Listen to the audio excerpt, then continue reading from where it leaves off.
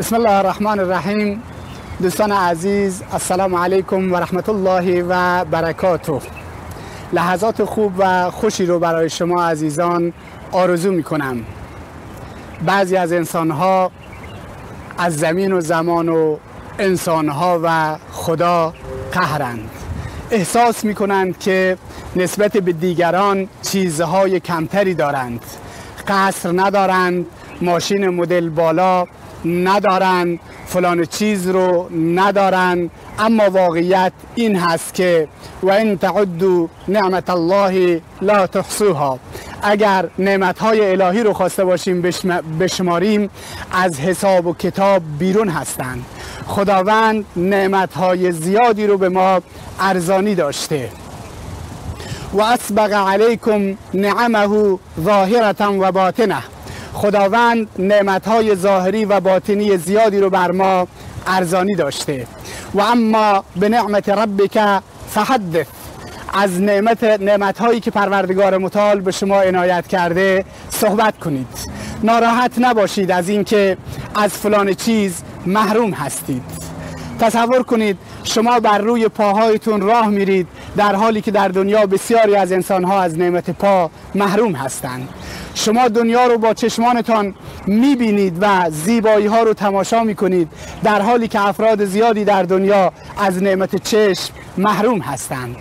شما دستان سالمی دارید که میتونید از اونها استفاده بکنید، با اونها کار بکنید، در حالی که در دنیا افراد زیادی از دست محروم هستند. شما شبها رو راحت به بستر خواب می روید و می خوابید، پلک روی هم می گذارید و می خوابید، در حالی که افراد زیادی در دنیا وجود دارند که خواب از چشمانشون پریده و از نعمت خواب محروم هستند. شما از نعمت صحت و تندرستی برخوردار هستید، در حالی که افراد زیادی بر تختهای بیمارستان خوابیدند. شما غذای خوب میخورید، از آب سرد و گوارا استفاده میکنید، در حالی که انسانهای زیادی در روی زمین از آب سرد، از غذای خوب محروم هستند. فبأی آلاء ربکما تکذبان. به کدوم نعمت از نعمتهای پروردگار الهی تقسیم میکنید؟ کدوم نعمتش رو انکار میکنید؟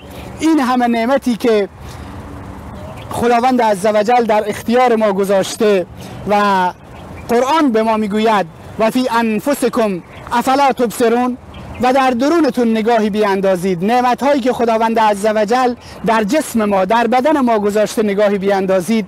آیا چشم بصیرت ندارید که باز کنید و ببینید که چه نعمتهایی رو خداوند به انسان ارزانی داشته؟ در نتیجه انسان باید بیاندیشد و شکرگزار باشد، بیاندیشد و از خداوند عزوجل تشکر و سپاسگزاری بکند.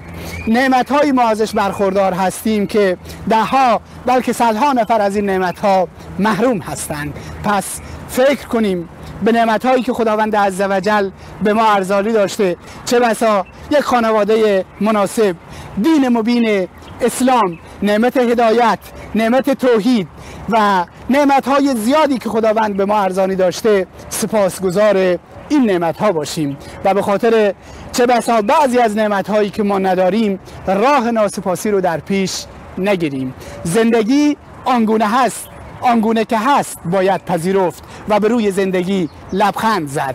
در غیر این صورت اگر خواسته باشیم غمگین بعضی از این چیزها باشیم، نه تنها اینکه چیزی در زندگی ما عوض نمی شود و تغییر نمی کند، بلکه زندگی رو به روی خودمون تنگ می کنیم و در زندگیمون باعث افسردگی میشیم. پس بیاندیشیم و سپاسگزار نعمتهای زیاد خداوند عزوجل باشیم که در اختیار ما قرار داره. امیدواریم که انسانهایی اندیشمند و سپاسگزار نعمتهای الهی باشیم.